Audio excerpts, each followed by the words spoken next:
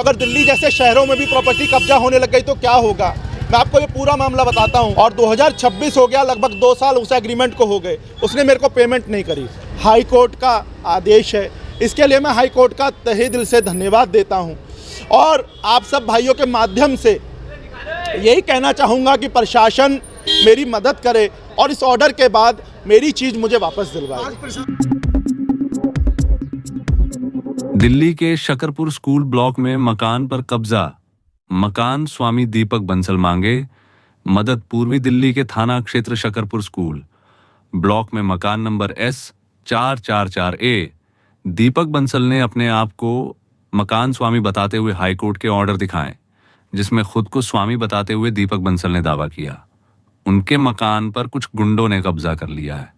दीपक बंसल ने बताया बदमाश गिरोहों का 20,000 इनामी शूटर बालेश्वर भाटी अपने गुर्गों के साथ बड़ी संख्या में खड़ा था। प्रीति शर्मा वह कपिल नामक व्यक्ति ने गुंडागर्दी करवा रखी है। पुलिस आई, जनता बीच रोड पर जमा हो गई।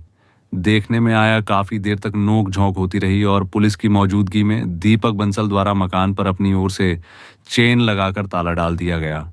पुलिस के बुलावे पर दीपक बंसल को थाने में शिकायत पत्र दर्ज करने के लिए बोल दिया गया और देखते ही देखते ये भी जानकारी मिली कि एक बार पहले दीपक बंसल पर इसी मकान को लेकर हमला भी किया गया।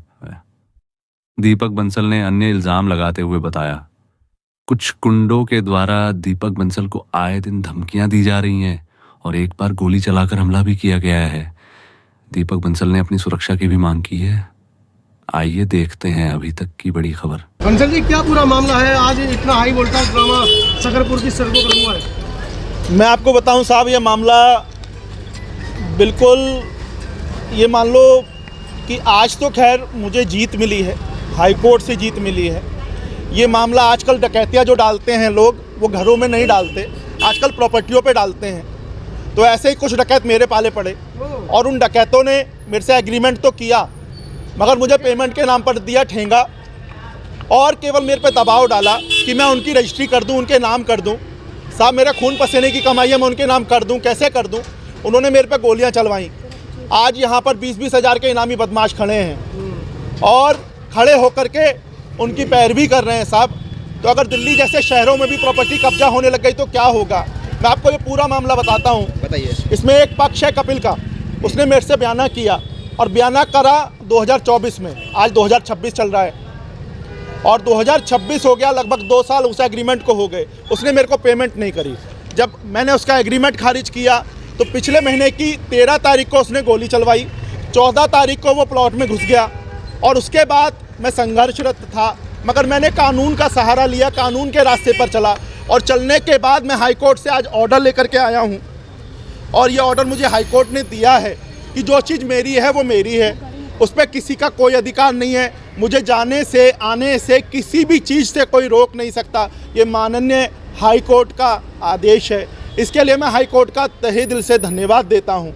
और आप सब भाइयों के माध्यम से यही कहना चाहूँगा कि प्रशासन मेरी मदद करे और इस ऑर्डर के बाद मेरी चीज़ मुझे वापस दिलवाए। आज प्रशासन भी आया, पुलिस प्रशासन की गाड़ी आई, पुलिस आश्वासन मिला आपको? नहीं, मुझे अभी तक कोई आश्वासन नहीं मिला।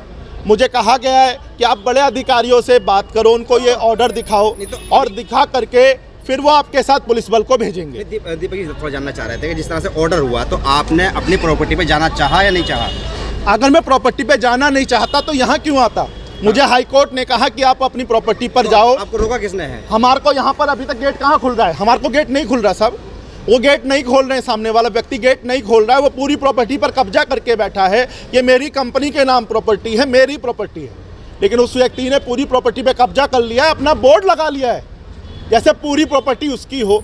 तो दिल्ली जैसे शहर में अगर ऐसा हो सकता है तो मुझे लगता है कि कहीं भी कोई भी प्रॉपर्टी, कोई भी व्यक्ति सुरक्षित नहीं है। तो पुलिस आई तो पुलिस ने क्या कहा आपको? पुलिस आई है तो पुलिस ने एक ही बात कही है कि हमारे पास संख्या बल नहीं है, आप जब आओगे हमें एप्लीकेशन दोगे तभी हम आपको संख्या बल के साथ आएंगे और आपकी प्रॉपर्टी का कब्जा आपको दिलाने में सक्षम होंगे। तो ये कब की बात कर रही है पुलिस? क्योंकि अक्सर ऐसा होता है कि शाम का समय होता है। मैं आपको बताऊं साहब, जब ये जिस दिन की घटना है उस दिन को मैंने पुलिस को 1000 कॉल करी, पुलिस को सारे बयान दिए, तो पुलिस ने मेरी उस दिन भी कोई मदद नहीं करी थी। तो मुझे लगता है कि आज भी पुलिस मेरी मदद नहीं करेगी, मुझे फिर एक बार हाई कोर्ट का दरवाज़ा खटखटाना पड़ेगा, हाई कोर्ट जाना पड़ेगा। लेकिन हो सकता है कि पुलिस हाई कोर्ट के आदेश के बाद मेरी मदद करे।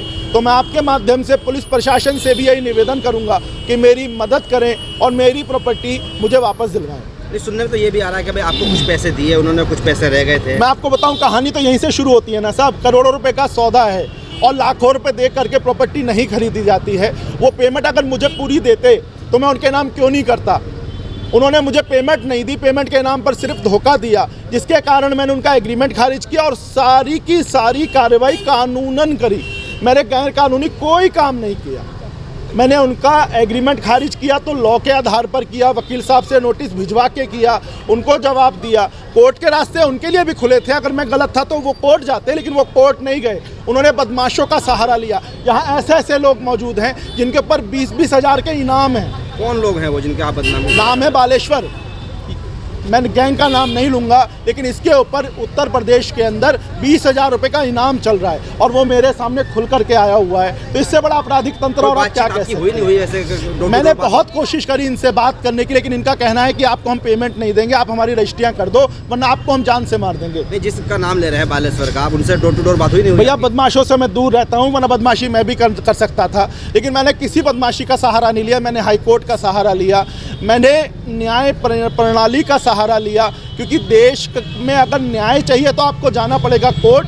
तो मैंने कोर्ट का दरवाज़ा खटखटाया और कोर्ट ने मुझे न्याय दिया। दीपक जी, फिर भी इतनी सारी भीड़ आपके साथ में है या वैसी भीड़ इकट्ठी हुई है? नहीं, मैं अपने साथ बहुत सारे अधिवक्ता साथियों को लाया हूँ, अपने पूरे परिवार को लाया हूँ और ये पक्ष रखने के आया हूँ कि मैं गलत नहीं हूँ साहब। मैंने जो भी कुछ किया है नियम से किया है, कायदे से किया है, कानून से किया है, और कानून से चलना अगर गलत है तो मैं बहुत गलत हूँ।